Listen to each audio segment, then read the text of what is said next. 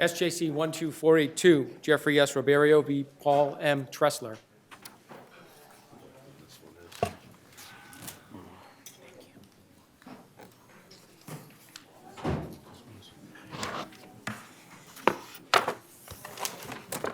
This is my civil justice.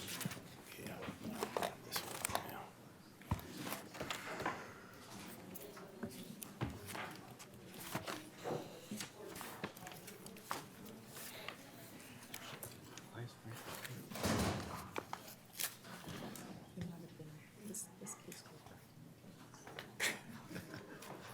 Mr. Keene, usually they come in to see your argument, I understand. Take it personally. Can't win them all. Okay, you may proceed, Mr. Keene. Thank you, Your Honor. Benjamin Keene on behalf of Jeffrey Roberio. Mr. Roberio is a juvenile homicide offender who has been incarcerated for 32 years for a first-degree murder offense that he committed when he was 17 years old in 1986. He was, of course, originally sentenced to life without parole and became parole eligible in 2014 as a result of this court's decision in Diachenko. He was given a parole hearing in 2015. He was denied parole and given a 5-year so-called setback, meaning he would see parole again in 2020. The issue here is that I want to spend most of my time is whether a statute, well, let me just go back. At the time of the offense in 1986, the longest setback that a lifer could get was 3 years. That statute was changed in 1996 to permit setbacks up to 5 years. It is undisputed that the 1996 version of the statute was applied retroactively in this case. And before I address why that is unconstitutional as a matter of ex post facto law, there's a threshold argument that I wish to raise and which I acknowledge was not raised below, but I urge the court to address it, and that's a question of statutory interpretation. It simply did not occur to me until late in the game that the threshold question is whether this 1996 amendment to the parole statute was intended to apply retroactively. Of course, the rule is that absent clear language to the contrary, it is presumed that legislation is not intended to operate retroactively. And there is nothing in the language of the 1996 statute which suggests that the legislature intended to have it apply retroactively.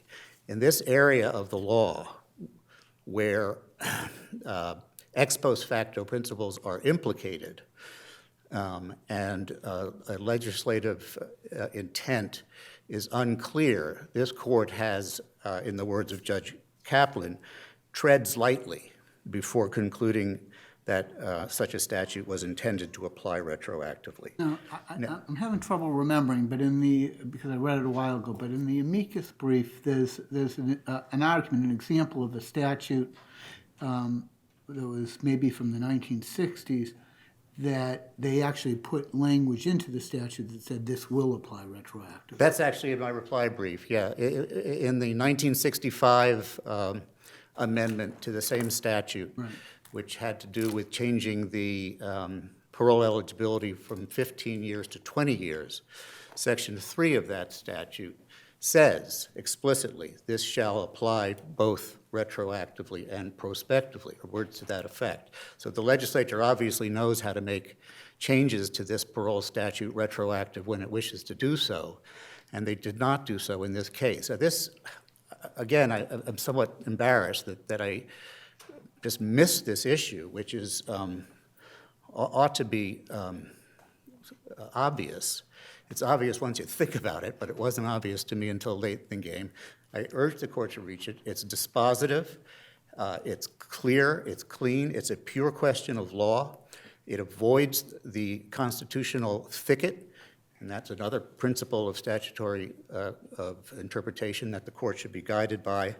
And of course, it will be raised, if it's deemed waived here, it'll be raised in exactly the same posture in another case. So for all of those reasons, and to avoid the injustice, the only argument I can think of as to why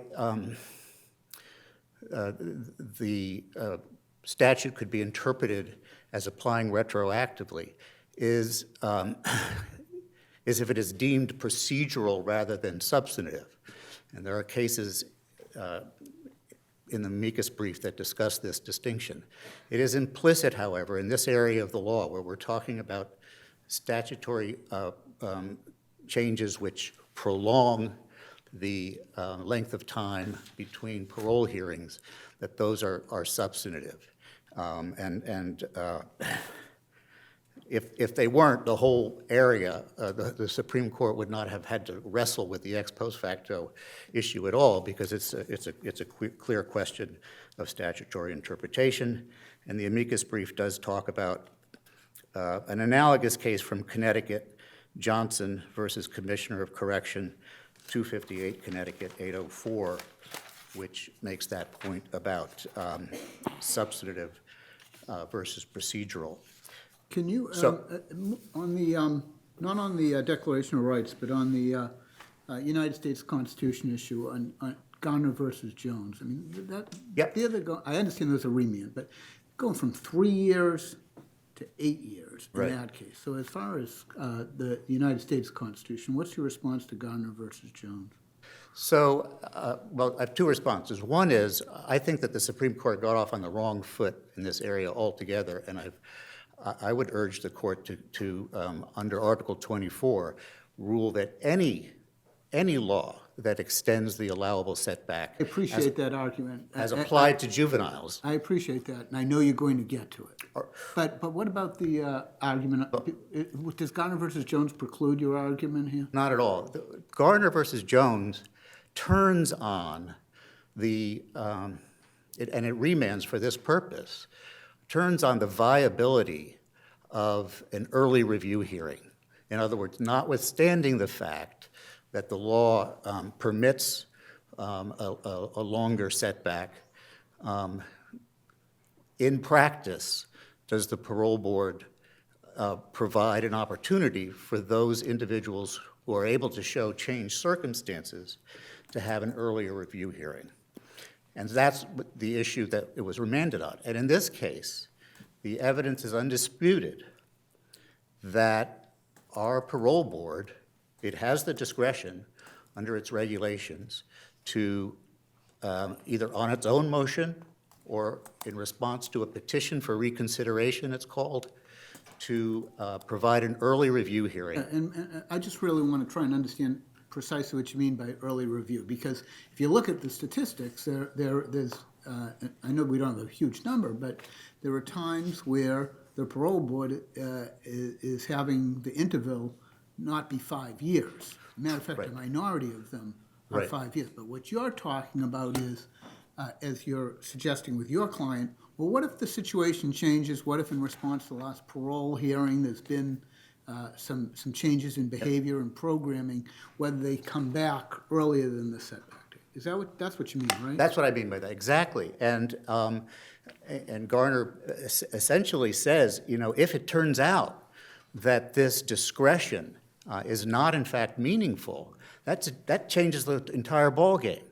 And the evidence here is 2 points. One, which was undisputed below, they never grant early review hearings. In 30 years, Attorney Guerin's affidavit attests in her experience, the parole board has never once either granted a petition or on its own motion given a shorter setback than, or an earlier hearing to someone given a 5-year setback. If it's 5 years in Massachusetts, it's set in stone. And that distinguishes it fundamentally from the premise of the Garner assumption that these kinds of laws only violate ex post facto if, in fact, a board does not exercise its discretion based on changed circumstances. Moreover, and I understand this is irregular, but suitability for parole is sort of a moving target here. And in its brief, the parole board says that Roberio loses because he didn't even try to show that he had a shot at an early parole hearing based on changed circumstances. Excuse me. And that's not so. After the Superior Court ruled in this case, and as this court recognized in Deal 2, Mr. Roberio was transferred from the prison where he had been for almost 3 decades to Norfolk for the purpose of engaging in the rehabilitation programming that the parole board said he lacked when they denied parole. He got to Norfolk in 2015 and did programming consistently for 2 years, all of the programming that the board recommended, and then we petitioned for an early review hearing. And that was summarily denied, consistent with the parole board's historical practice.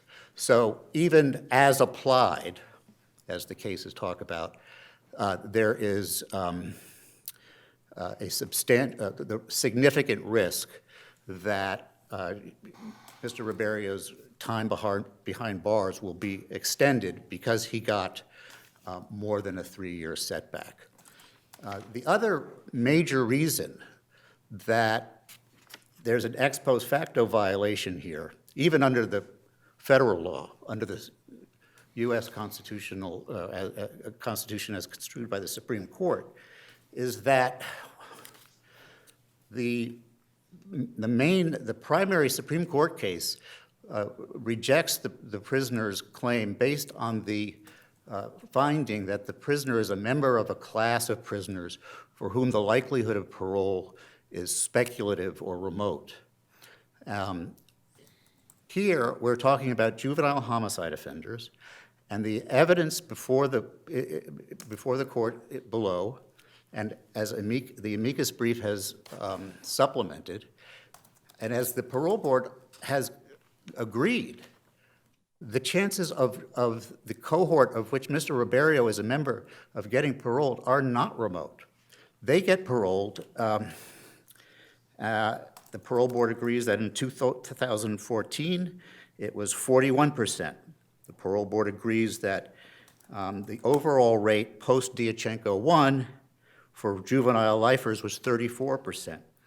And they say at page 34, they concede that, quote, a strong percentage of juvenile first-degree murder offenders have been paroled since Diachenko 1. So is it your argument that we could find that it's ex post facto as to juveniles, but not as to adults? Yes. I think that is a Strange thing to do.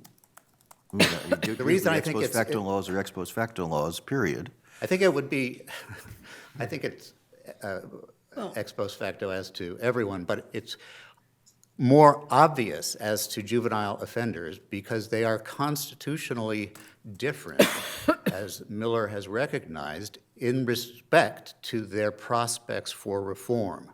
So the parole board says, without really any explanation, that, oh, they should be lumped together with adults. And the overall rate for parole, even including adults, varies, but it's subjective whether you want to call it low, remote, or speculative, or high. But as to juveniles who are treated differently because the crime that they committed is probably evidence of transient immaturity rather than irretrievable depravity, or whatever the case law says. In fact, it makes sense that they would have... Excuse me, is this limited to juvenile murderers? Excuse me? Is this limited to juvenile murderers? Yes, homicide offenders. Yeah. First and second degrees. Okay. So, And their likelihood, do we analyze the possibility of parole? Because we're really talking about this difference between 3 and 5 year maximum, right? Right. So do we have to determine that that's likely to make a difference? Because you wait longer, that increases your chances of parole because it increases your chances of rehabilitation. Do we take that into account? I know that's a strange question, but your you're saying that it's unconstitutional to shift this maximum time frame from 3 to 5 years. Right. But that extra time also increases the chances of rehabilitation as well, doesn't it? Yeah, and that's why, under the Garner analysis, there wouldn't be an ex post facto problem if, after showing changed circumstances, they moved it up. But the way that these, Well, but it also, by moving it up, you may decrease their chances of parole too, because you're doing it Right. prematurely, right, well, especially when someone is put into that 5-year category.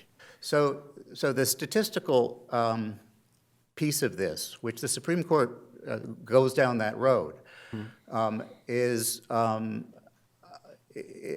always open to arguments both ways as I look at it, which is why I think it's fundamentally unprincipled to say that a law like this does not have an improper ex post facto effect as applied to someone who we don't think has a good shot of parole.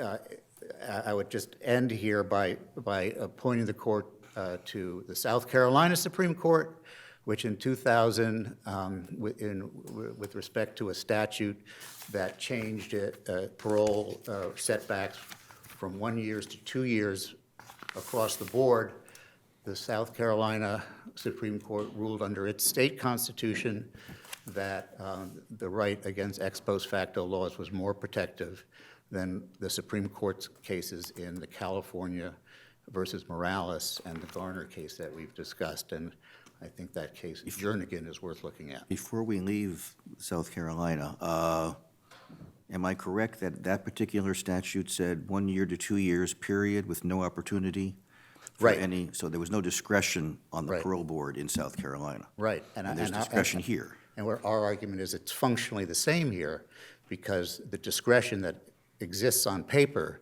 is in fact never exercised. Well, I'm sorry. You agree, I believe, that some people are getting reviews before 5 years. Yes, I'm only talking, this is only a potential problem for people who are getting more than 3-year setbacks. So basically, so there are some people who they say, we'll see you back in 3 years. I think it's about 70% they say, we'll see you in 5 years. Is that right? Those statistics also have fluctuated over the years, but that's basically correct. So this only applies to people who've gotten 4 and 5 year setbacks. But your point, I believe, is that for those who they say, we'll see you in 5 years, they never agree to change that Right. upon a motion. Exactly. Before we leave, in terms of whether we should be following the U.S. Supreme Court, Garner has a line on page 255. In the case before us, respondent must show that as applied to his own sentence, the law created a significant risk of increasing his punishment. Isn't that a standing issue as opposed to we don't need to determine here what Mr. Roberio's likelihood is of getting parole, do we? I don't think so, Your Honor. They quote that line, and there's something to that effect in Justice Thomas's opinion in the Morales case. Also, if you look at Justice Stevens' dissent in the Morales case, it's very clear that until that point, they were talking about the risk as applied generally. You did not have to show that an individual sentence was in fact increased. And you would look to, you actually would say the footnote in Brown makes that clear. I do, yeah. Brown actually, if you read it carefully, omits any risk assessment because it is perfectly possible when they changed the statute to permit parole eligibility from anywhere from 15 to 25 years. For all we know, judges could never exercise their discretion to set the eligibility at more than 15 years. That's how the Supreme Court would have approached it. But this court assumed, no, just the risk is sufficient to violate ex post facto. And is it your view that it's a risk to anyone? Well, Would you characterize it as a risk to any person given greater than a 3-year period? I believe that's accurate. I am arguing on behalf of of a juvenile homicide offender for whom the prospects of reform are demonstrably greater than parole-eligible homicide offenders generally.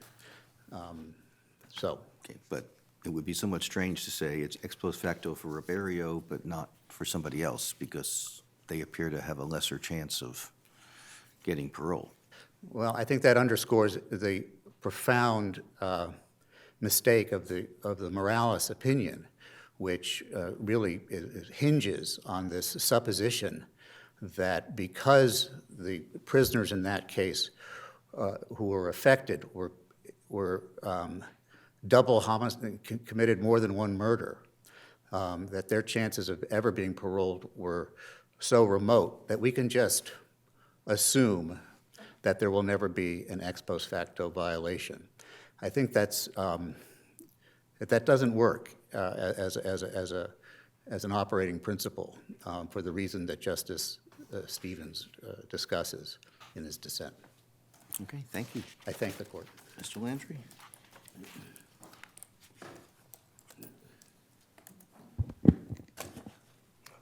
Good morning, may it please the court. My name is Matthew Landry, Assistant Attorney General. I represent the Parole Board. Garner and Morales each make clear that simply delaying the maximum permissible setback inherently delays anyone's release from prison. It doesn't do that. So as in those cases, what the Parole Board does here is, in each individual case, it determines the appropriate setback.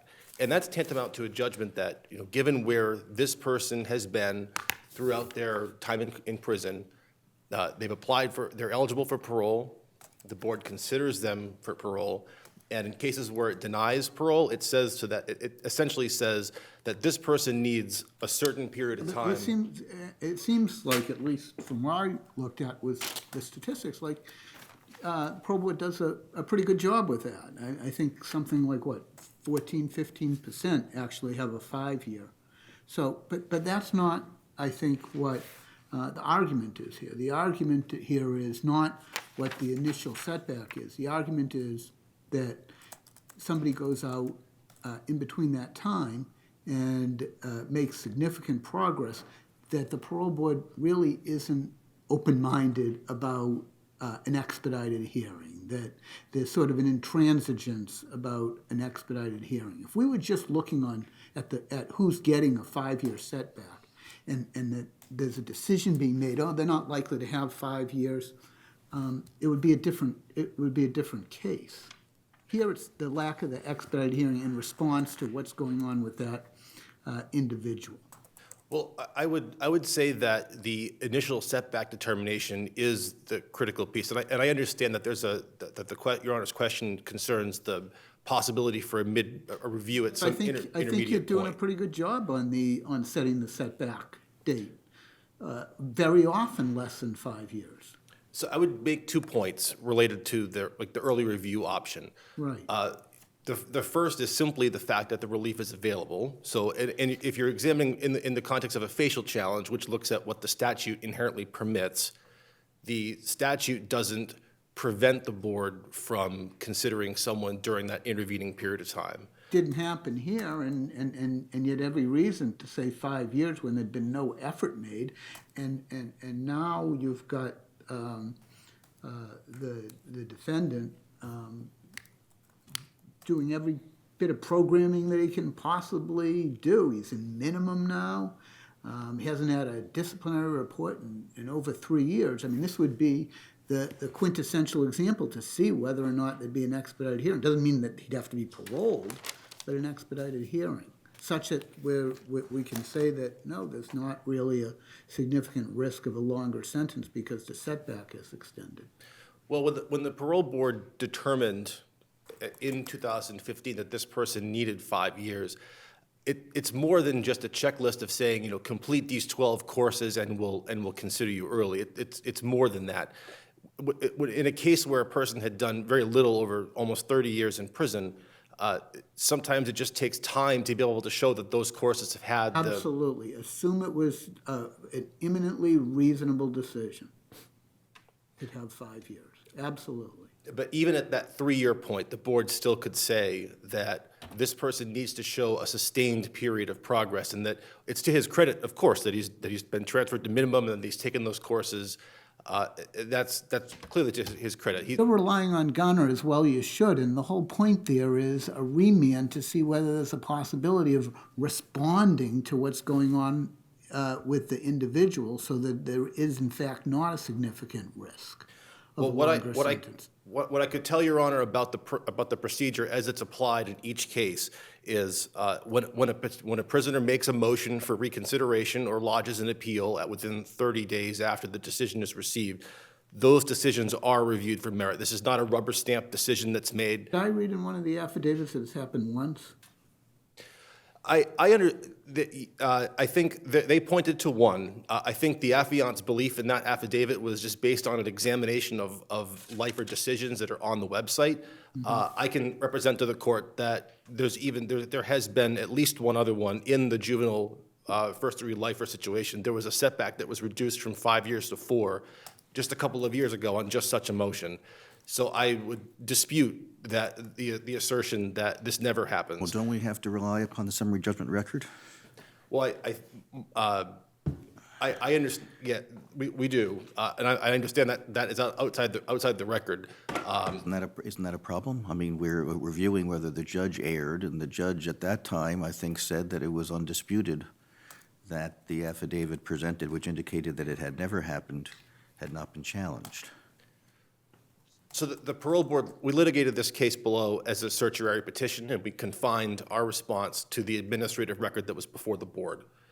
And so we sort of accepted as true the allegations that were in those affidavits. I think the data, there's a lot of data in this case, and I think that the numbers are generally in the ballpark in terms of the parole rates and the setbacks that have been offered. Those are right, but I think that I certainly wouldn't say that it never happens. I think even if you take it as true for the purpose of deciding this case, the relief has at least been granted in the one case that he points to.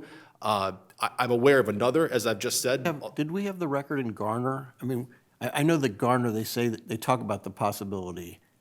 Were there numbers in Garner? Did you have a chance to look at the Supreme Court briefs? Because I suspect they were pretty low in Garner, too. Does Your Honor mean the parole rate of the group? Yeah, I know that there's this theoretical possibility in Garner of having it lower, but were there numbers presented in the Garner case? Do you know? There were not. So there were no. I haven't read the briefs on Garner to be clear, but at least the decision didn't rely on any data. But I want to address one point that's come up about Garner, and that the fact that Garner was remanded was because there was a need at that point for discovery on an issue that the petitioner below had asked for and not received. In this case, there's no actual claim where the petitioner has asked for discovery on these issues. We argue that he's not raised any claim at all on appeal that, as applied to his case, there was an ex post facto violation. He's making what I understand to be a sort of a modified facial claim. He's saying that it, as applied to juvenile first-degree lifers, of which he's a member, the statute inherently violates ex post facto. And that's the argument that I think, that's how I understand his argument. I certainly don't see him raising any argument that in his case, the 5-year setback might have made a difference. Can you address the Chief's question about whether we sort of act as a super parole board in the individual case? So the court does not. In Dyatchenko 2, the court created this procedure for juveniles to challenge the parole decision on the grounds that the board acted arbitrary and capricious, but that's not a second guessing of the facts the board found or the way that it or the conclusions that it reached. And I think the practical effect of that. My question is a little different, and I may have misinterpreted the Chief's question. I thought there's some language in the U.S. Supreme Court case that suggests that we've got to analyze this as applied to this individual, which means we need to sort of take into account the likelihood of that particular person being paroled. Is that correct? And your brother also points to a decision by Justice Thomas where he makes a similar allusion. So I think there's two ways that he could show an ex post facto violation. And I'd point, Your Honor, back to Clay, which this court decided 2 years ago.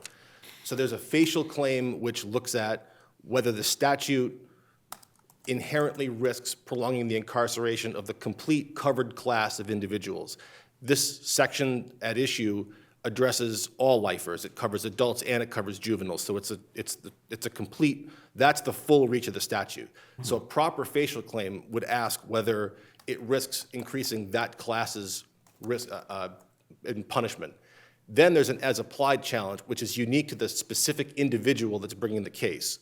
And that's, I think one way of looking at this that might be helpful is to think about the standard of review we would apply to each. So I think a certiorari action is appropriate when there's an individual case that's being challenged. Right, but just let me change the facts of this case for a second. So this guy is somebody who's killed somebody in prison, and he's a disciplinary nightmare. And there's no chance of him going from, being paroled, period. Is that something we would consider or not? No, I think the judiciary would not be well-equipped to consider whether or not a certain person is suitable for parole or not. I think that's the purview of the board. So you're not saying, I assume we can't say that it is ex post facto as to one person but not as to the other? Right. I think what the court's been presented here is a facial challenge that is asking whether or not, given the constitutional differences that juveniles have, whether or not this delayed setback prolongs juvenile first-degree lifers' incarceration. We argue, of course, that it doesn't. Well, you say that, but I mean, if I'm sentenced to life, under the current sequence, I would be entitled only over the course of 15 years to 3 parole hearings. Under the old system, I would be entitled to 5. Doesn't the difference between having 5 chances of getting parole versus 3 chances of getting parole over a 15-year period inherently mean that there's a greater risk that I will be denied parole?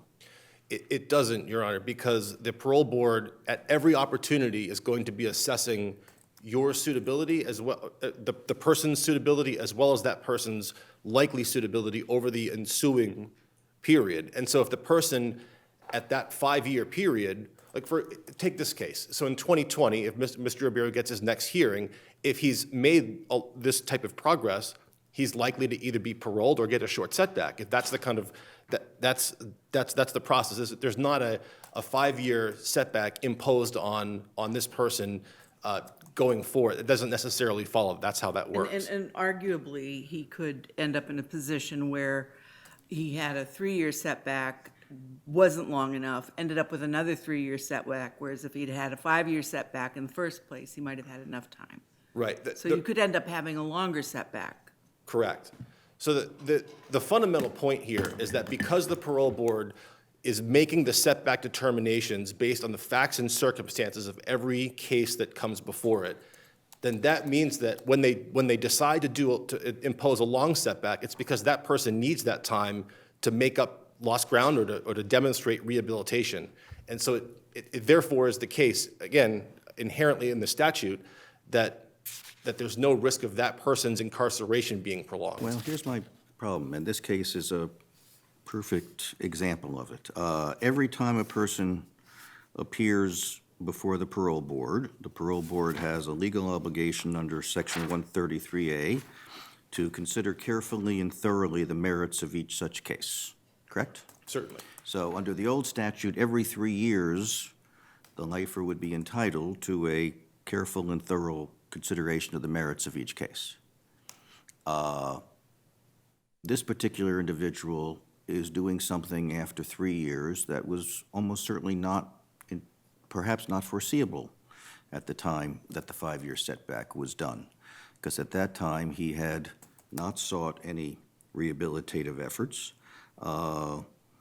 and as Justice Lowy notes, it was not unreasonable for them to say, given that you've done nothing and you were happy where you are, Mr. Keene would say he was happy where he was because he had no prospect of being released until Diachenko said he did. But now he's doing something which would have been entirely unforeseeable at the time, which is not only has he pursued every rehabilitative effort after seeking assignment to Norfolk, but he actually now is in minimum, which probably would have been thought to be silly, 5 at the time of it.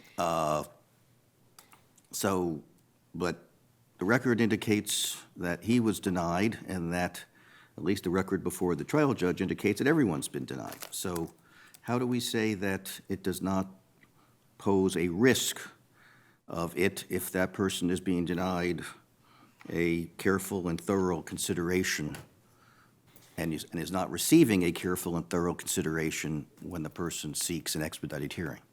So my response would be, well, preliminarily, the fact that the documents that we're referring to about his progress at the 3-year mark are a decision that he's not included in the record. It's been added to the reply brief for the first time. So I'd argue that that particular argument's waived, although I've read the documents and I'm prepared to address them. I understand. And you want us to consider the fact that you did grant somebody, so, okay, I mean, Well, do you? goose and gander issue, but go ahead. But do you want the whole record? The record is a moving target now, so what is your view on the record then? I think the record as it is sufficient to decide the case. Even though it contains the allegation that the board never grants that relief, I think there's, even so, again, the board does review them for merit. They're forwarded to the members for a vote. They receive consideration, and I wouldn't say that they're not reviewed carefully, because I believe that they are, and that has been the practice. And I think the decision refers the person back to the 2015 decision denying parole, and that just demonstrates that the person needs 5 years to show that sufficient progress has been made. Going back to the parole suitability standard, this is about whether this person is fit to rejoin society, presents a risk to reoffend, has truly learned his lesson after taking those courses. And again, certainly it's commendable that he's taken those steps, and that's the board probably that's good for him. I would simply say that it's the 5-year setback is about time and showing and demonstrating that progress, and it's not just take these courses and we'll consider you. It's not how it Can I works. ask a question here? It's one that has nothing to do with what we've been talking about, but it goes all the way back to the beginning of the other argument, which is that there is this possibility of leaving aside that the argument wasn't made below, just assume that it's a legal argument, we could consider it. Having to do with whether or not the statute is just not to be applied retroactively. You want to address that, please? So because the statute does not affect anyone's length of time in prison, I say it's a procedural statute. You say it's procedural. I say it's procedural, correct. Because it governs the manner by which the board exercises its discretion. So a substantive change would actually constrain the board's discretion and not allow it to consider somebody who was suitable. But this preserves the board's ability to consider people when they are suitable and to make these predictive judgments that it needs to be able to make. Explain that again. Why is that procedural? I don't understand that. Because it affects the timing of hearings, but it doesn't affect when the board is able to recognize that a person has become suitable. And so because it's procedural, the presumption against retroactivity I would... understand. I know that that's the key. I just didn't understand that you were taking the position that it was procedural. But that sort of goes into the amicus discussion of the legislative intent. That's right. And so the amicus says that the legislative intent here is really, and for understandable reasons, so that victims don't have to come back every 3 years or X amount of years, and that that makes it not a procedural statute, but one that we have to consider retroactivity on. I think the critical passage in the amicus, the documents that have been submitted, is in the the fact statement by the legislative sponsor, the person that authored the draft of this bill. She acknowledges just what Your Honor just said, that the purpose of the statute is to save the families of victims from having to come in every 3 years in cases where it's not necessary. But the final sentence of that states, and I'll quote, that the change would not affect the rights of inmates who are obviously not qualified for parole. So I think that statement there confirms that, at least in terms of what the sponsor meant when she wrote that proposal, that this was not designed to delay someone's release. It was not designed to apply to someone that had a chance for parole. It was merely designed so that these pro forma hearings for someone that just wasn't going to get out, the victims wouldn't, the families wouldn't have to come in at that interval. If it was purely procedural, would the Supreme Court have struggled with whether there was whether it was ex post facto? Well, I think procedural changes can impact, can implicate the ex post facto clause. But I do see this change, and I think the Supreme Court came to the conclusion that these types of changes are in fact procedural. I want to address, if I have a moment, the Brown case, which I think has been talked about as being a similar case to this. Cases like Brown, in which the change delays the initial parole hearing, are very different than cases that delay subsequent hearings. And the reason is simply that the person has no opportunity to appear even for an initial hearing until a longer period of time has gone by. So the board loses the opportunity to be able to tailor its setback to that person's unique situation, because they're not allowed to see them for a longer period of time. That was the case in Brown, and that's why Brown is very different than this case. You've not had any chance to brief this issue, right? The issue of whether the statute applies, Yeah, whether- procedural, substantive, Yeah. correct. I mean, do you want such an opportunity, given that it's now becoming an issue?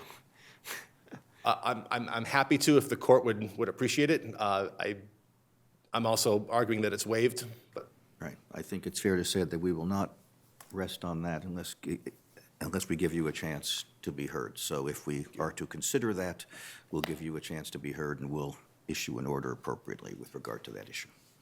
thank you. All right, we'll take our morning break.